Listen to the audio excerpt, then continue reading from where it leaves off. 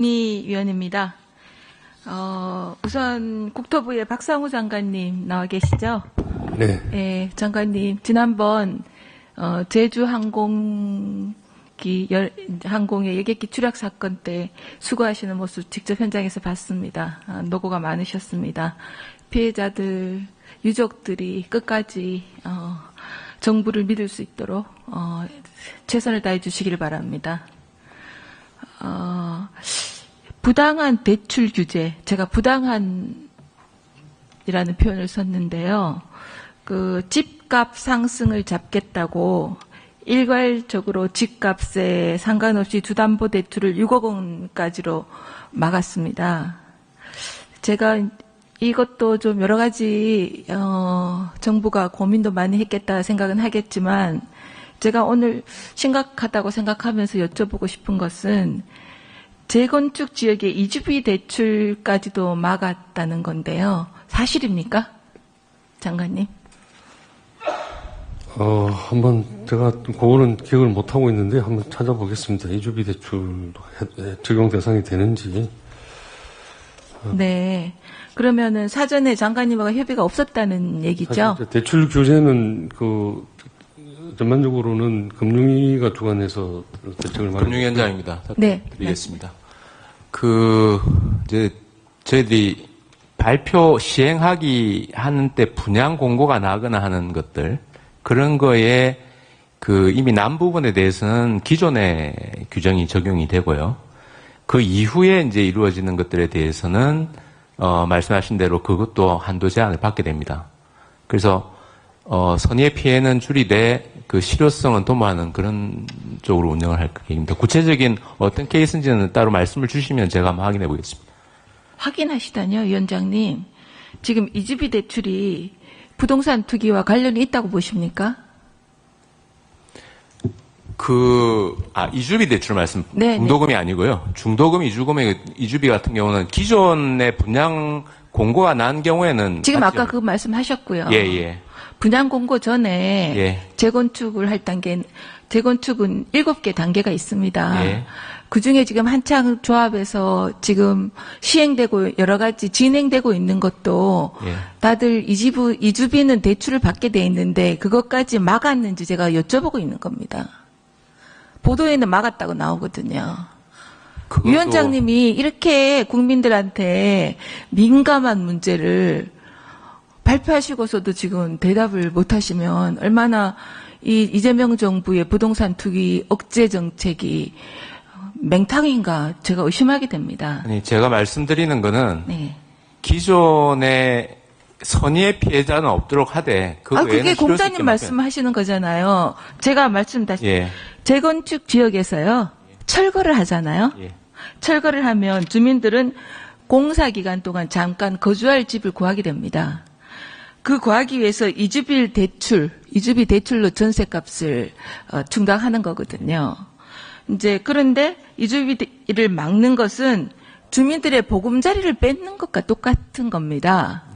그런데 지금 분양 공고가 난 거랑 그 전에 거랑은 잘 모르겠고 선의의 피해자가 생기지 않도록 하겠다는 것은 정말 무신경한 말씀 같아요. 설명 좀 해보십시오. 그거는 지금 만약에 자금을 가지고 그 자금으로 전세 대출을 받겠다고 하는 거라면, 네.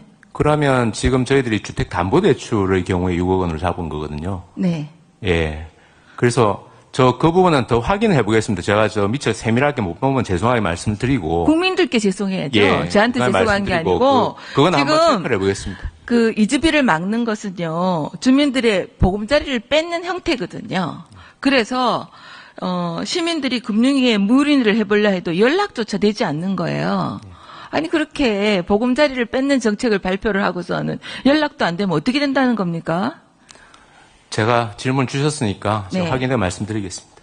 저는 이주비 대출 제한은요, 헌법상 재산권 침해 이외에 거주 이전의 자유까지 침해의 소지가 있다고 봅니다. 이 부분은 현장을 좀 자세히 보시고 제대로 좀 대책을 씌웠었으면 합니다. 예, 아시겠죠? 챙겨보겠습니다. 예. 네. 기재부 이차관님. 네. 오늘 굉장히 수고가 많으신데요. 조금 전에요. 행정안전위원회에서 이 소비 쿠폰을 정부안이 아니고 정부안은 지방자치단체의 부담을 지우는 거거든요. 22%. 그런데 전부 국비로 하겠다고 행안위 전체에서 통과됐습니다. 어떻게 생각하십니까? 예, 오늘 제가 몇 차례 말씀드립니다만 이 사업으로 인해서 실질적으로 혜택이 가는 것은 지역경제 활성화 효과가 있고요. 지역민들, 지역에 계신 소상공인분들이 아유, 혜택을 공자님 받을 말씀하시지 존재하고요. 말고요. 제가 묻잖아요. 행안위 전체 회의에서 지방자치단체가 22% 정도 2조 9천억 부담하려는 그것을 정부 국고 부담으로 해서 통과시켰습니다. 어떻게 생각하시냐고요. 예, 뭐 상임위 의견은 상임위 의견대로 이렇게 존중을 하고요. 예산안 소위하는 과정에서 다시 한번 논의를 해보겠습니다만은 지방자치단체 혜택이 가는 만큼 일정 정도 부담하는 게 공정하고 맞는 방안이라고 생각합니다. 참, 차관님, 이게 국비 지방비 매칭으로 돼 있잖아요. 그러다 행안위가 매칭 없게 한 것을 다만이라고 표현하시는 건데요. 저는 가장 현실적인 문제가 안 그래도 재정이 열악한 지방 정부에 중앙 정부가 부담을 안긴 겁니다. 예를 들면은 중앙 정부가 일방적으로 지방 정부에 빚을 내서라도 따르라 하는 이 매칭 구조가 저는 불공정하다고 생각하는데 차관님 어떻게 생각하십니까? 예, 여기 뭐 미리 방안이 확정되기 전에 여러 차례에 걸쳐서 저희가 지방자치단체에 충분히 논의하지 못한 부분에 대해서는 유감이라고 생각하고요. 유감이라뇨. 서울시만 해도 각 지자체가 100억씩 부담해야 됩니다. 서울시가 지난번에 상반기에 마른 수건 짜듯이 해서 싱크홀 대책 등등 해서 벌써 1조 6천억 규모 추경안을 편성을 했거든요. 근데 지금 또 저는 이렇게 정부가 이렇게 하니까 지금 쿠폰, 소비 쿠폰 이 추경안이 이재명 대통령 당선 축하금이라는 비아냥을 받을 수밖에 없다 이런 생각을 합니다. 지금 서울시만 해도 각 지자체가 100억씩 지금 충당해야 되는 매칭 비율을 일방적으로 내리면서 그게 다만 충분히 또 상의하지 못해서 유감 이런 표현으로 이게 어떻게 해결이 됩니까? 지금 인심은 중앙에서 쓰고 부담은 지방에서 갖고 인심은 대통령 당선 축하금으로 쭉 뿌리는 것 같고 그런데 지금 이거는 마치 본사가요. 가맹주들에게 물량 떠넘기는 강매 갑질과 똑같다고 생각합니다. 그리고 또 지금 이미 충북 음성군이나 전남 곡성군은 벌써 이 민생지원금 추경을 편성했거든요.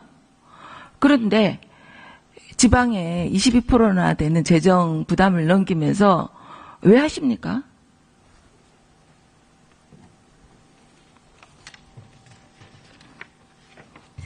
네. 누차 말씀드린 것처럼 현장에서 필요하다라는 현장 목소리가 있고 그리고 그러면 경제 필요하다는 지자체만 하시면 안 됩니까? 왜 일괄적으로 다 하십니까? 필요하다면이라 하셨잖아요. 네. 소비 위축된 현상이 우리나라 일부에서 나타나는 현상이라고 생각하지 않습니다. 그럼 왜 필요하다라는 단서를 또 붙이시나요? 서초구는 기재부는요. 필요하지 않으십니까? 1년 전만 해도요. 한정된 예산에서 일회성 현금 지원에 대해서 예산 확보가 어렵다. 물가 상승이 우려된다. 장기적인 경기 활성화의 효과 의문이다. 반대했습니다. 왜 대통령이 바뀌니 갑자기 입장이 바뀌십니까? 예, 뭐 정권 교체로 이걸 해석하시는 건 다소 무리한 해석이라고 생각하고요. 그때의 경제 여건과 지금의 경제 여건 그리고 민생의 어려움이 판이하게 다른 상황이라고 판단했습니다. 그러면 정부에서 일괄적으로 하시지 말고 지자체의 선택에 맡기시면 어떨까요?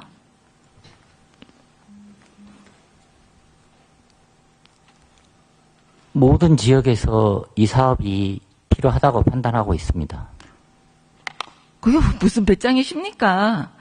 아니 필요한 지자체만 골라서 하면, 자기들이 선택해서 하면 되는 거지. 왜 기재부에서, 정부에서 모든 지자체가 필요할 거라 생각하고 행안위에서 의결된 대로 전부 국비를 하는 것도 아니면서 지자체가 빚을 떠안고 지금 차관님 자녀 세대들에게 부담을 주는 빚을 떠안기는 이것을 야 우리가 생각해보니까 경제가 어려운데 다 소비 쿠폰 주면 경제가 살 것 같아. 그러니까 빚을 내더라도 해. 그게 어디 있습니까?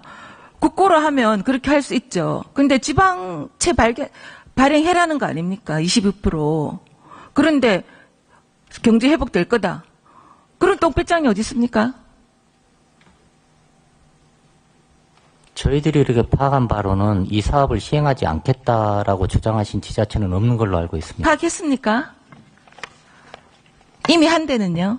예, 뭐 저희도 확인했고요. 행정안전부도 확인한 걸로 알고 있습니다. 그래서 우리는 이 사업을 못하겠다, 효과 없다, 이렇게 주장하신 지자체는 없는 걸로 알고 있고요. 다만 책임지세요. 지금 의원님이 말씀하시는 것처럼 국비를 더 많이 부담했으면 좋겠다, 이런 논의가 있는 걸로 알고 있습니다. 그러니까 차관님 그 말씀에 어폐가 있는 겁니다. 국비 주면 다 좋아하죠. 지방직까지 태우라 그러니까 그게 부당하다고 하는 건데요. 지금 차관님의 그 문장 전체가요, 일맥상통하지 않습니다. 지금이라도 국비를 다 주든지 아니면 매칭하라면 지자체의 선택에 맡기든지 그렇게 하실 의향이 있으십니까? 양자택일의 문제가 아니고 중앙정부하고 여기 뭐 지방정부가 잘 협업해야 되는 문제라고 생각합니다. 참 답답하십니다. 정권이 바뀌니까 뒤집히는 예산이 또 있어요. 2025년 본예산 심사 때 민주당 그때 야당이었죠. K 컨텐츠 펀드에 대해서 투자 여력이 충분하다면서 대규모 감액을 주장했던 거 기억하시죠? 예스 노 하십시오. 기억하시죠? 그 당시 제가 그것까지 파악하지 못하고 있습니다. 왜 그러세요? 지금 추경안에 증액 예산이 올라왔는데 그것도 파악 못하시면 일 못하시는 겁니까? 아니요, 추경안에 증액이 포함되어 있느냐를 물어보신 게 아니고 작년도 심의 과정을 물어보신 거 아닌가요? 증액을 작년에 빠진 거를 보십시오. 지난해 예산 심사 당시에 민주당이 상임위 단계에서부터 모태펀드 문화 계정의 감액을 강하게 주장했습니다. 그래서 250억 삭감했습니다. 그런데 지금 불과 반년 전에 삭감했는데 지금은 6개월 만에 증액 편성하자는 거 아닙니까? 6개월 만에 왜 입장이 바뀌는 겁니까? 지금 방금 말씀하신 감액은 민주당에서 지금 감액했다고 말씀하시는 거고 저희가 지금 추경안에 편성한 건 정부 입장입니다. 그래서 그 당시 민주당 입장과 정부 입장이 동일하고 지금 민주당 입장과 정부 입장이 동일하다, 그렇게 판단하시는 것은 다소 무리한 해석인 것 같습니다. 그러니까 그때 민주당이 감액한 거 잘못됐으니까 지금 동일한 거 증액하겠다 이 말씀이네요. 현 시점에서 저는 K 컨텐츠 펀드에 대한 추가적인 투자가 필요하다고 판단했습니다. 그러니까요. 그 당시 감액한 게 잘못됐다는 거잖아요. 6개월 전이니까. 현재의 상황에 대해서 말씀드리고 있는 겁니다. 또 시급한 민생 예산이라는 이 민생 예산을 추경해 하는 거지 않습니까? 네. 근데 차관님께서 좀 잘 살펴보셔야 될 게 제가 한 예만 들겠습니다. 지금 작년 말에 노벨상을 수상한 한강 작가 행사 예산 6억 증액안이 올라와 있습니다. 이건 상임위에서 올라와 있는데요. 작년에 전국적으로 축하 행사도 있었고 또 작년에 광주시가 한강 작가 생가 인근에 북카페를 조성하려다가 한강 작가가 반대해서 그게 무산됐거든요. 그런데 또 6억 원을 하겠다는 겁니다. 행사하겠답니다. 문체부에 따르면 한강과 사전 협의도 없었어요. 그러면은 한강이 원하지 않는 한강 사업을, 즉 민생 예산도 아닌데 6억이 상임위에서 증액돼 올라오면 기재부는 어떻게 하십니까? 지금 말씀은 정부 안의 당이나 부당에 대해서 말씀하시는 게 아니고 상임위 의결 사항에 대한 입장을, 상임위에서 올라왔는데 입장을 물으시는 거죠. 네. 예, 지금 문체위뿐만 아니라 그 나머지 상임위원회에서 지금 여러 가지 지금 증액 사업이 제기되고 있습니다. 예산안 소위하는 과정에서 이 사업이 정말로 필요한지, 기대 효과가 있는지, 지금 당장 해야 되는 사업인지, 그리고 이 사업 관련해서 특별히 본인이 원하는지 여부를 확인해서 예산안 소위에서 최종적으로 결정하도록 하겠습니다. 네, 1분 마무리. 추경 목적에 맞게 책임 있는 예산 편성이 이루어지도록 잘 검토해 주시기를 부탁드리고요. 또 소비 쿠폰, 이것은 국비를 전부 주든지 아니면 소비 쿠폰 자체를 저는 찬성하지 않지만 지방정부에 빚을 떠넘기지 말고 하든지 말든지 하는 문제를 심각하게 검토해 주시기를 부탁드립니다. 아시겠죠? 지방정부에 빚을 떠넘기는 게 아니고요. 중앙정부와 지방정부가 손을 맞잡아서 이 어려운 난국을 해결해 주십사 간청드리는 겁니다. 손 맞잡는다는 거는 정부 생각이고요. 대통령 생각이고요. 안 잡고 싶은 사람들도 많습니다. 현장 어려움을 생각해서 아까 손을 맞잡아 주실 거라고 기대합니다. 차관님, 조금 전에 반대하는 지자체 없다고 하셨잖아요. 확인해 보겠습니다. 네, 수고하셨습니다.